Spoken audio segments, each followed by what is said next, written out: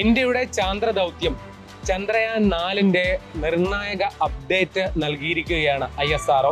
മുൻ ദൗത്യങ്ങൾ ചന്ദ്രനെ വലം വെക്കുകയോ ചന്ദ്രനിൽ സോഫ്റ്റ് ലാൻഡിംഗ് നടത്തുകയോ ആണെങ്കിൽ ചന്ദ്രയാൻ 4 ഉദ്ദേശിക്കുന്നത് ചന്ദ്രനിൽ സോഫ്റ്റ് ലാൻഡിംഗ് നടത്തിയ ശേഷം ചന്ദ്രനിൽ നിന്ന് സാമ്പിളുകൾ ശേഖരിച്ച് ഭൂമിയിലേക്ക് മടക്കി കൊണ്ടുവരിക എന്നുള്ളതാണ്. ISROയെ സംബന്ധിച്ച് വളരെ സങ്കീർണമായതും ഏറെ അപകട സാധ്യത ഉള്ളതുമായിട്ടുള്ള ഒരു ദൗത്യമാണ് ചന്ദ്രയാൻ 4. ഇപ്പോൾ ചന്ദ്രയാൻ 4ന്റെ സോഫ്റ്റ് ലാൻഡിംഗ് നടത്താൻ ചന്ദ്രന്റെ ദക്ഷിണ ധ്രുവത്തിലുള്ള സ്ഥലം ഏതെന്ന് കണ്ടെത്തിയിരിക്കുകയാണ് ISRO. ഇത് സംബന്ധിച്ചുള്ള പ്രഖ്യാപനമാണ് ഇപ്പോൾ ഉണ്ടായിരിക്കുന്നത്.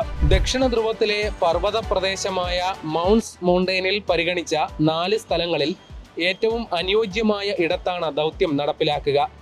MM1, MM3, MM4, MM5 എന്നിങ്ങനെയാണ് നാമകരണം ചെയ്തിരുന്നത്. ഇതിൽ MM4ൽ ചന്ദ്രയാൻ പേടകം ഇറങ്ങും. മുകൾ ഭാഗം പരന്ന നിലയിലുള്ള മൗണ്ട്സ് മൗണ്ടൈൻ 20,000 അടി വരെ ഉയരം ഉണ്ടെന്നാണ് കണക്കാക്കുന്നത്. ഈ പ്രദേശത്ത് ചരിവ് കുറവാണെന്നതും തടസ്സങ്ങൾ ഇല്ലാത്ത പ്രതലം ധാരാളമുണ്ടെന്നും കണ്ടെത്തി. നിരപ്പിൽ നിന്ന് ഏകദേശം 5334 മീറ്റർ ഉയരത്തിലുള്ള ഈ പ്രദേശം ലാൻഡിങ്ങിന് അനുയോജ്യമാണെന്ന് സ്ഥിരീകരിച്ചു. ഇതിനോടകം ചന്ദ്രനെ വലം വയ്ക്കുന്ന ഓർബിറ്ററിലെ ഹൈ റെസൊല്യൂഷൻ ക്യാമറ ഉപയോഗിച്ച് പകർത്തിയ ചിത്രങ്ങളുടെയും ശാസ്ത്രീയ നിഗമനങ്ങളുടെയും അടിസ്ഥാനത്തിലാണ് സ്ഥലം തിരഞ്ഞെടുത്തത്. 2028-ൽ ചന്ദ്രയാൻ 4 നടപ്പിലാക്കും എന്നുള്ളതാണ് ISRO ചെയർമാൻ V. നാരായണൻ നേരത്തെ വ്യക്തമാക്കിയത്.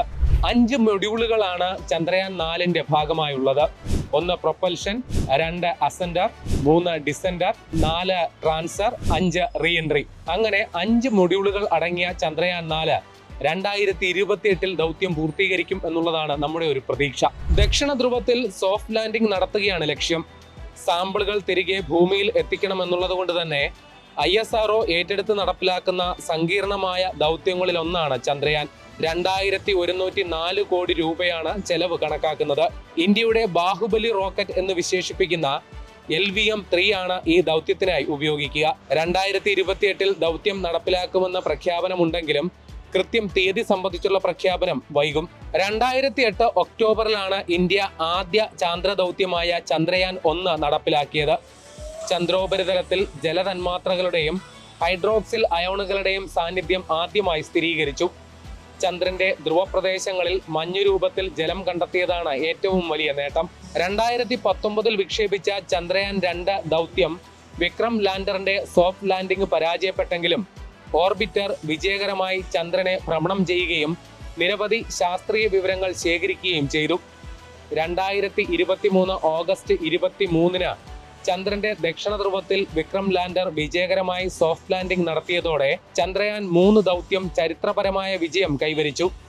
ചന്ദ്രനിൽ നിന്ന് മണലും പാറയും ഭൂമിയിൽ എത്തിക്കാനായാൽ ഈ ലക്ഷ്യം കൈവരിക്കുന്ന 4ാമത് രാജ്യമാകും ഇന്ത്യ.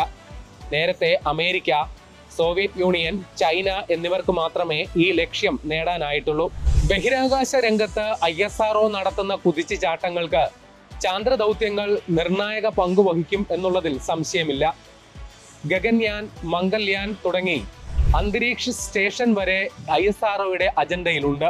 കൂടാതെ ശാസ്ത്ര സാങ്കേതിക രംഗത്തും പ്രതിരോധ രംഗത്തും വലിയ സംഭാവനകൾ നൽകുകയും അതോടൊപ്പം വാണിജ്യ വിക്ഷേപണങ്ങളിലൂടെ വൻതോതിൽ വിദേശ നാണയ സമാഹരണവും ISRO ലക്ഷ്യമിടുന്നുണ്ട്.